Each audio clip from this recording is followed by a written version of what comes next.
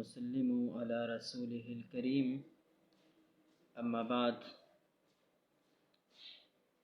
وكان يتفق كثيرا أن تقع على الإنسان حاجات وعاهات من مرض وزمانة وتوجه حق عليه وحوائج يزعف عن إصلاح أمره معها إلا بمعاونة بني جنسه۔ یہاں سے امام شاہ ولی اللہ محدث دہلوی رحمہ اللہ ایک دوسرے اہم بات کی عقلی توجیہ بیان کرتے ہیں، اور یہ ہے رفاقت، دوستی، باہم مل کر زندگی گزارنا۔ سب سے پہلے یہ بات جاننے کی ہے کہ انسان مدنی طبع ہے، جیسے کہ کل بھی درس کے اندر یہ بات تفصیل کے ساتھ ہو چکی ہے کہ ہر انسان جو ہے اپنی زندگی میں بہت سارے انسانوں کا، بہت ساری چیزوں کا محتاج رہتا ہے۔ کوئی انسان ایسا نہیں ہے جو اپنے تمام ضروریات کو از خود پوری کرنے کی طاقت رکھتا ہو۔ مال و دولت اللہ تعالیٰ نے عطا کر دی ہے، اور ساری چیزیں موجود ہیں، تو وہ کھانے پینے کے لیے آٹے کا محتاج، اور اس کے لیے گندم کا محتاج، اور گندم کے لیے وہ کسان کا محتاج۔ اسی طرح کسان کے پاس سب کچھ ہے، زمین ہے، جائیداد ہے وغیرہ، لیکن کام کرنے کے لیے وہ مزدور کا محتاج ہے، اور پھر جو ہے اپنے سامان، اپنے مصنوعات کو یا اپنے جو چیزیں اس نے اگائی ہے اس کو بیچنے کے لیے وہ دکاندار کا محتاج ہے، اور اسی طرح وہ لوگوں کی خریداری کا محتاج ہے۔ لوگ اگر خریداری نہیں کریں گے اور اس کے بوئے ہوئے جو چیزیں ہیں وہ لیں گے نہیں، تو اس کی یہ ساری محنتیں ایک تو ضائع چلے جائیں گی، دوسرے اس کی ضروریات پوری نہیں ہو سکیں گے۔ اس لیے ہمیں یہ بات یاد رکھنی چاہیے کہ انسان متمدن مزاج ہے اور اپنے تمام ضروریات کا از خود کفیل نہیں ہو سکتا۔ اب یہاں امام شاہ ولی اللہ محدث دہلوی رحمہ اللہ اسی بات کو عقلی بنیادوں پر سمجھاتے ہیں۔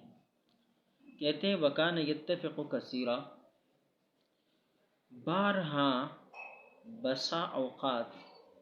ہوتا یہ ہے کہ ان تقع علی الانسان حاجات وعاہات، انسان کو بہت ساری ضروریات درپیش ہوتی ہیں،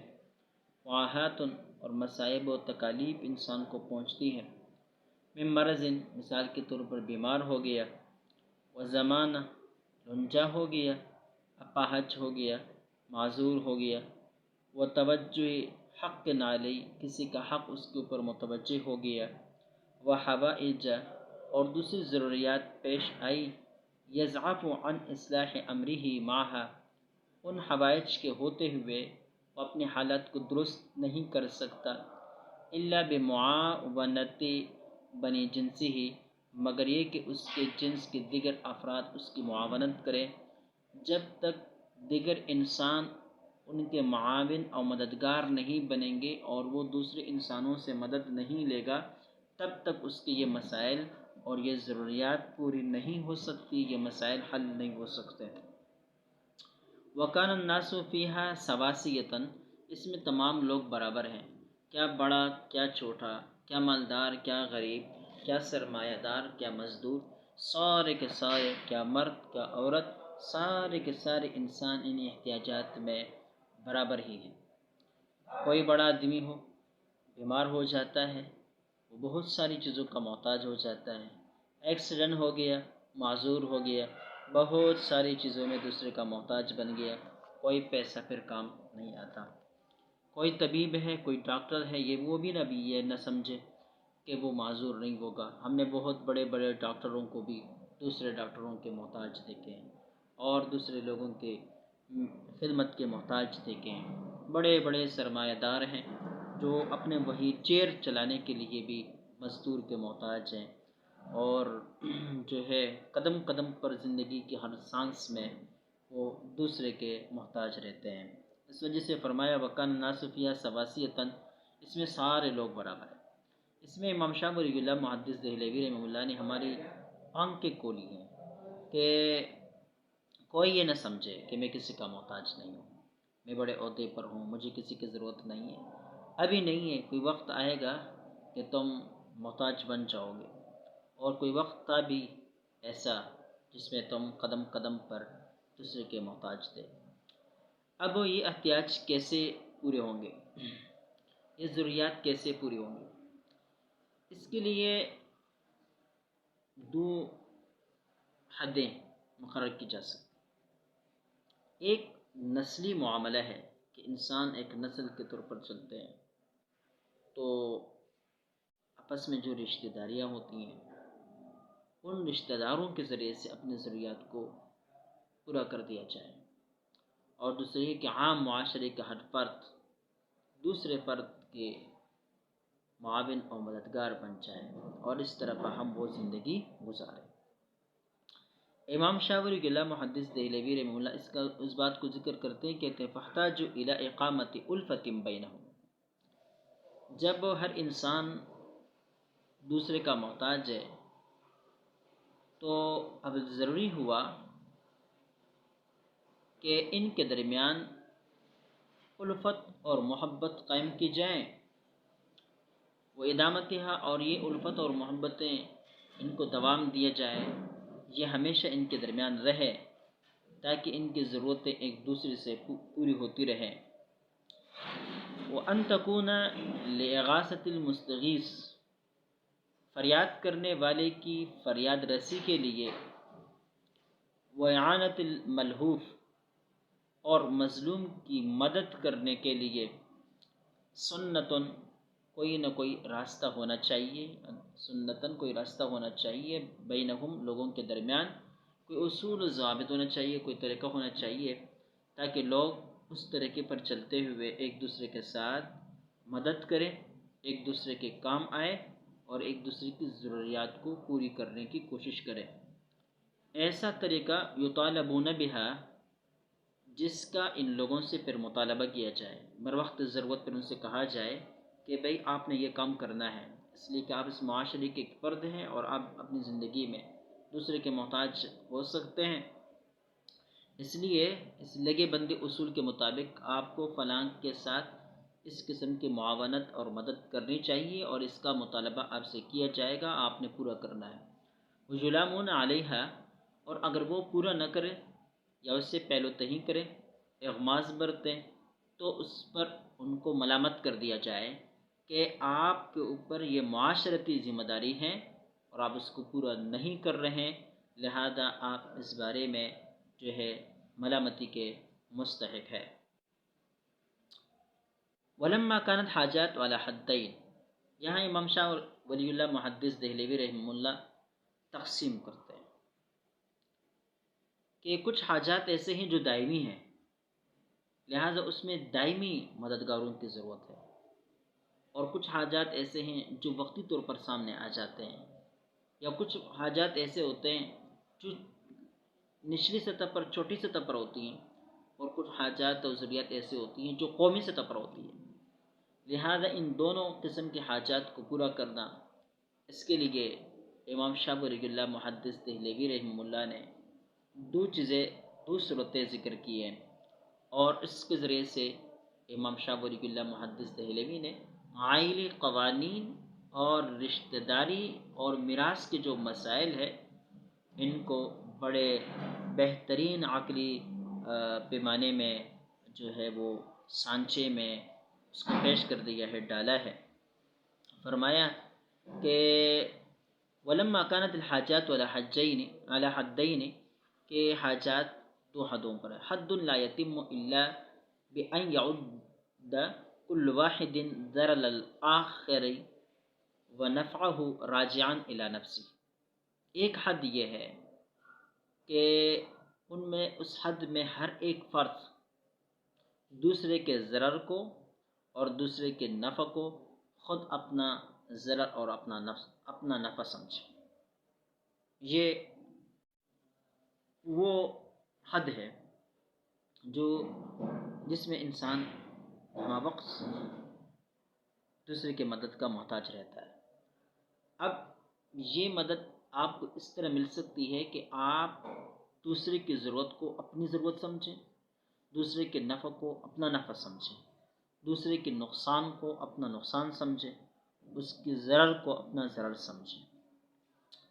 اور ولا یتم الا ببذل کل واحد الطاقت فی موالات الاخر. اور جب تک ایک انسان دوسرے انسان کے ساتھ ہمدردی اور مواسات میں اپنی پوری طاقت کو خرچ نہیں کرے گا، تب تک یہ حد جو معاونت کی حد ہے اور آپس میں تعلقات کی حد ہے، آپس میں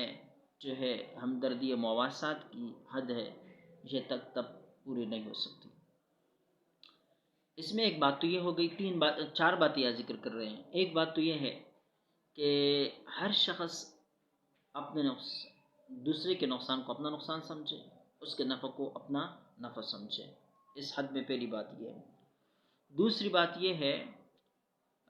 کہ ہر ایک شخص دوسرے کے ساتھ موالات میں، محبت میں، مواسات میں، ہمدردی میں اپنی پوری طاقت کو صرف کر دے. تیسری بات یہ ہے وجوب انفاق علیہ، اس کے اوپر خرچ کر لیں دوسرے والے آدمی پر. والتوارث، اور ان کے درمیان میراث کا معاملہ بھی چلے. یہ چار چیزیں حد اول میں لازمی ہیں. امام شاہ ولی اللہ محدث دہلوی رحمہ اللہ فرماتے کہ اس حد میں جو چار چیزیں لازمی ہیں، یہ جو ہے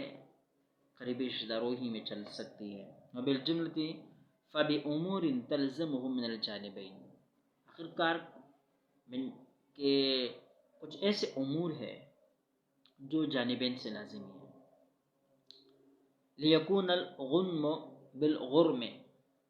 تاکہ جو نفع ہے وہ نقصان کے عوض میں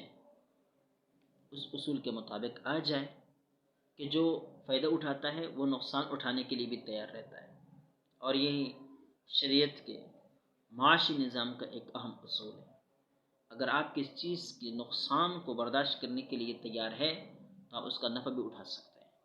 اگر آپ اس کے نقصان کو برداشت کرنے کے لیے تیار نہیں تو آپ نفع کے بھی مستحق ہیں. جیسے کہ آج کل سود ہے، سود معاملات شریعت اس کو جائز نہیں سمجھتی. وجہ یہی ہے کہ سود خور جو ہے اس کو صرف نفع ہی ملتا ہے اور نقصان کا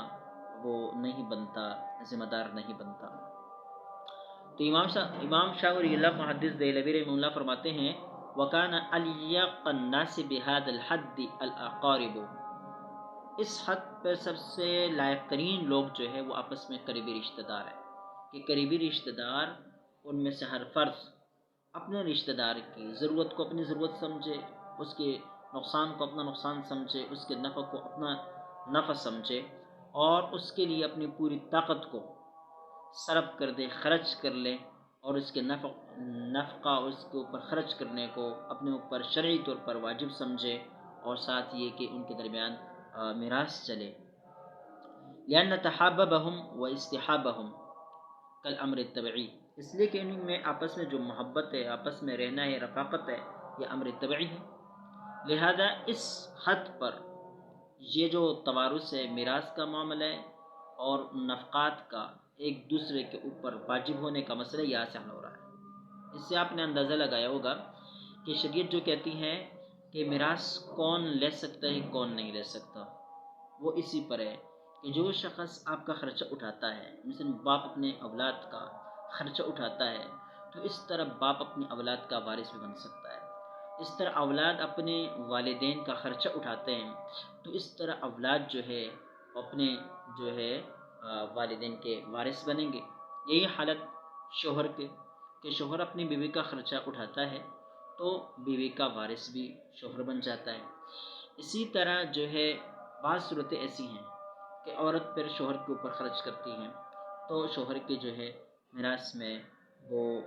وارث بن جاتی ہے اور حصہ پا لیتی ہے۔ وحد یتأتی باقل من ذلک، اور ایک حد وہ ہے جو اس سے کم درجے کا ہے، وہ کہ فوجب ان تکون مواساۃ اہل العاہات سنت مسلمۃ بین الناس، کہتے ہیں ان ضروریات کے لیے لوگوں کے درمیان باہم کوئی معاہدہ ہونا چاہیے، فلاح و بہبود کی جو تنظیمیں چلتی ہے،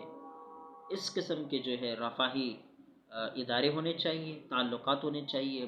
سنت و مسلمہ کہتے ہیں ایک مسلم طرح کا ہونا چاہیے بین الناس لوگوں کے درمیان، وان تکون صلۃ الرحم، اور یہ صلۃ الرحم ساتھ یہ کہ لوگوں کے درمیان صلہ رحمی ہو، اور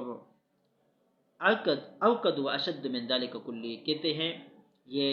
بڑے درجے پر زیادہ معقد انداز میں یہ چیزیں ہونی چاہیے، تو اس کے ذریعے سے جو لوگوں کی ضروریات ہے وہ پوری ہوں گی۔ تو امام شاہ ولی اللہ محدث دہلوی رحمہ اللہ نے یہاں اسلام کا فلسفی میراث کو ایک سمجھایا، اور دوسرے ہے کہ فلسفہ انفاق جو ایک کا دوسرے کے اوپر لازم ہے، یہ بات امام شاہ ولی اللہ محدث دہلوی نے عقلی طور پر سمجھائی، اور ساتھ ساتھ یہ بھی سمجھائی بات کہ انسان کو اپنی حالت کے اوپر نظر رکھنی چاہیے، کوئی انسان کتنا بھی بڑا کیوں نہ بن جائے، کتنا مالدار سرمایہ دار کیوں نہ بن جائے، وہ اپنی زندگی میں قدم بقدم دوسرے لوگوں کا محتاج ہے۔ اللہ رب العزت ہمیں سمجھنے کی توفیق عطا فرمائے۔ وآخر دعوانا الحمدللہ۔